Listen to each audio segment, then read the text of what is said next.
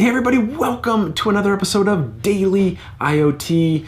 I said that this would be an episode that we finished up the back end with LoSant, of how we would reach out to the LoSant cloud, grab our stats, and pull them back down. Unfortunately, we can't do that. The reason we can't do that is because I started the process of removing all of the fat parts of my breakout board from my e-paper display. So the female header that was here, I don't have it because I cut it to bits. It had some jumper pins on here as well. I removed all of those so it will be nice and low profile to fit inside of our hockey puck here. And so I actually don't have any way to hook this up and test any code that we'd be writing. And so until we get our hardware put back together, there's no sense in writing more of the back end and firmware because there's nothing to test it on.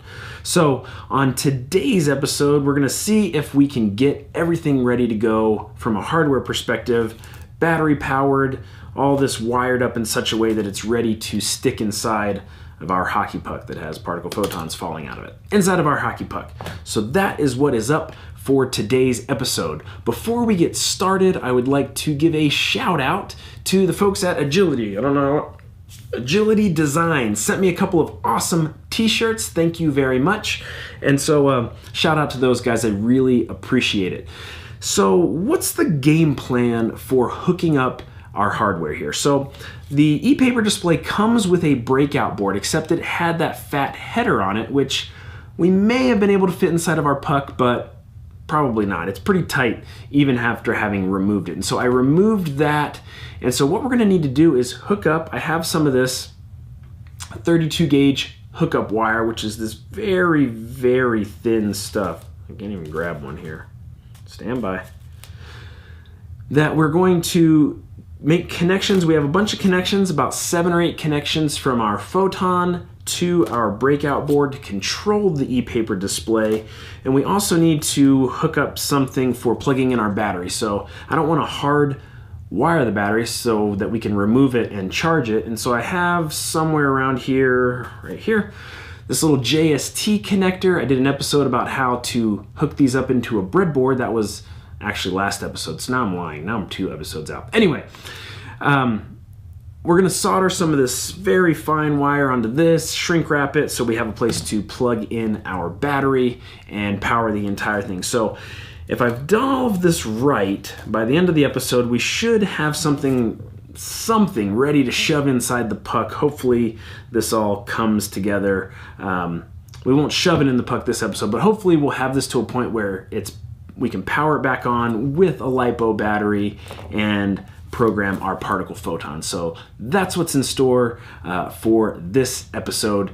I'll show a little bit of the solder work and see how we make it. Hopefully we don't run into any major roadblocks. To get started, I want to explain the plan for stuffing all this stuff into the puck. So I've bored out the hole, and what we're going to do is we're going to place the photon in first at the very bottom. And what we don't want to do is have the photon and the breakout board for the e-paper display touching each other. There's a lot of exposed components here, and so we don't want any sort of short to happen. And so we need some sort of isolation between them. And for that, we're just going to use the battery. So we're going to put the battery in next to act as sort of an isolation between the photon exposed connections and the e-paper display.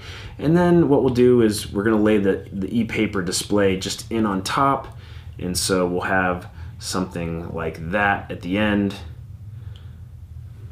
And then I was thinking that maybe we would just throw for this, we can get a sticker, like a 3-inch sticker to seal up the edges to make it look nice and high and tight. The way that we're going to hook this up, on our breadboard, I was just powering both the photon and the display off of 3.3 volts, straight off of the photon. But remember, we're trying to do low power techniques for this. And so what we are going to do is the LiPo at a nominal voltage of 3.7, it'll go all the way up to 4.2 when it's fully charged. I think it's 4.2.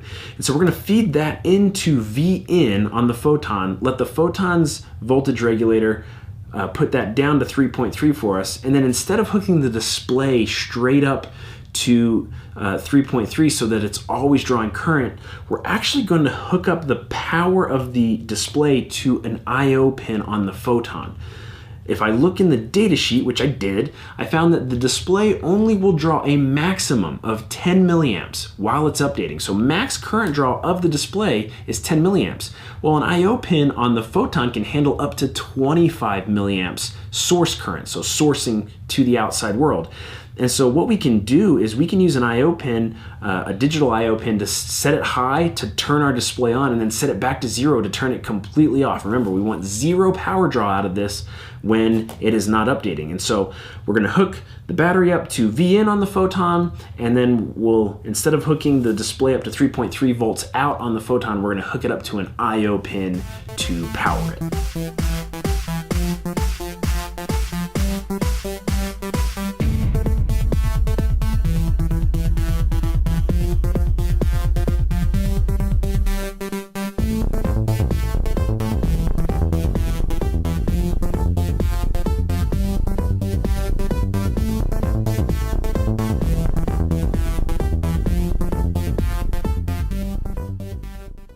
That was some intense soldering, but I think we are there. You can see I got blue wires everywhere. I got to figure out how to nicely fold this stuff around in the puck without damaging any of the wires.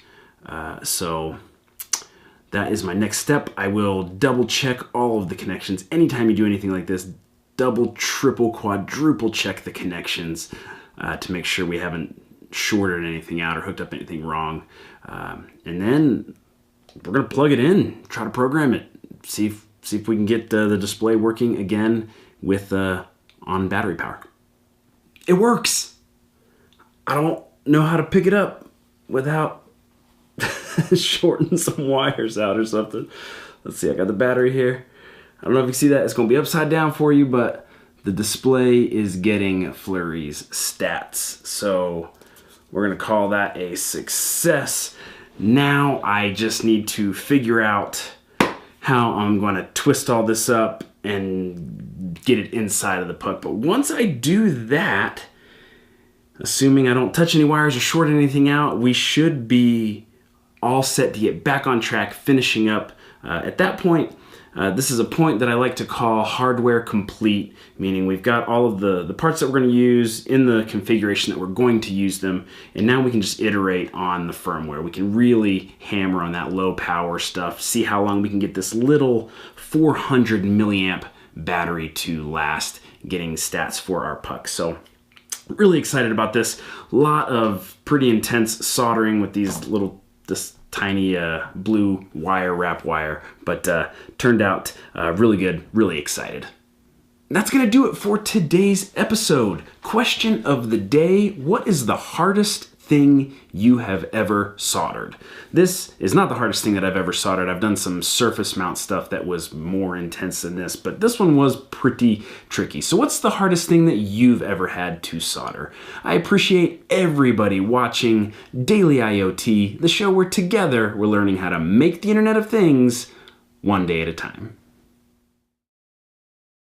On this episode, Bobblehead McDavid. Whoa, sorry, Bobblehead. I was a little rough on him there. I'm sorry.